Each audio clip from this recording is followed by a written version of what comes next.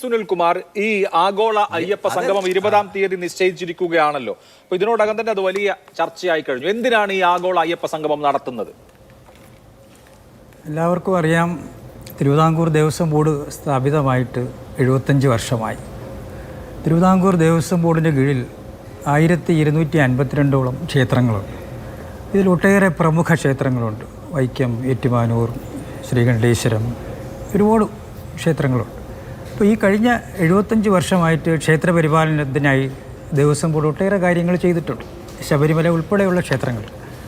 അപ്പോൾ ശബരിമലയിൽ നിലവിലുള്ള അടിസ്ഥാന സൗകര്യങ്ങൾ എന്തൊക്കെയാണ്, അത് ഇനി ഏത് രീതിയിലൊക്കെ വികസിപ്പിക്കേണ്ടി വരും, ഇത്തരം കാര്യങ്ങളിൽ തീർത്ഥാടകരുടെ ഒരു അഭിപ്രായം സ്വരൂപിക്കുക എന്നത് മാത്രമാണ് ഈ സംഗമത്തിൻ്റെ ലക്ഷ്യമായിട്ട് ഉദ്ദേശിക്കുന്നത്. മറ്റ് ലക്ഷ്യങ്ങളൊന്നുമില്ല. ഇത് ഇൻഫ്രാസ്ട്രക്ചർ എങ്ങനെ മെച്ചപ്പെടുത്താം എന്നുള്ളതിന്റെ ആലോചനയാണ്, ആധ്യാത്മിക സംഗമമല്ല. അല്ലല്ല, ഇൻഫ്രാസ്ട്രക്ചറുണ്ട്, സുരക്ഷിത തീർത്ഥാടനം, ഹരിത തീർത്ഥാടനം, ഒട്ടേറെ കാര്യങ്ങളുണ്ട് അതിൻ്റെ പിന്നിൽ.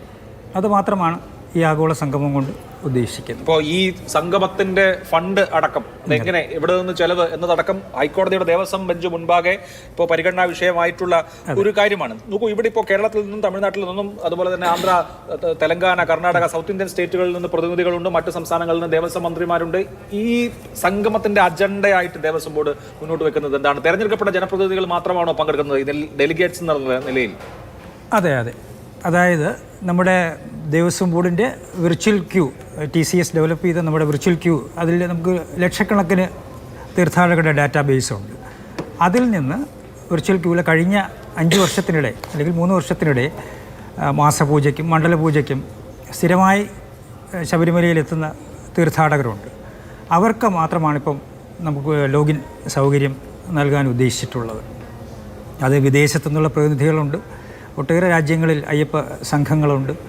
അവരിൽ നിന്നുള്ള തീർത്ഥാടകർ, പിന്നീട് കേരളത്തിൽ നിന്നുള്ള തീർത്ഥാടകർ, ഇന്ത്യയിലെ തന്നെ വിവിധ സംസ്ഥാനങ്ങളിൽ നിന്നുള്ള തീർത്ഥാടകർ, പ്രത്യേകിച്ച് സൗത്ത് ഇന്ത്യയിൽ നിന്നുള്ള സ്റ്റേറ്റുകളിൽ നിന്നാണ് നമുക്ക് കൂടുതൽ തീർത്ഥാടകർ വരുന്നത്. ആന്ധ്ര, തമിഴ്നാട്, തെലുങ്കാന, അങ്ങനെയുള്ള സംസ്ഥാനങ്ങൾ.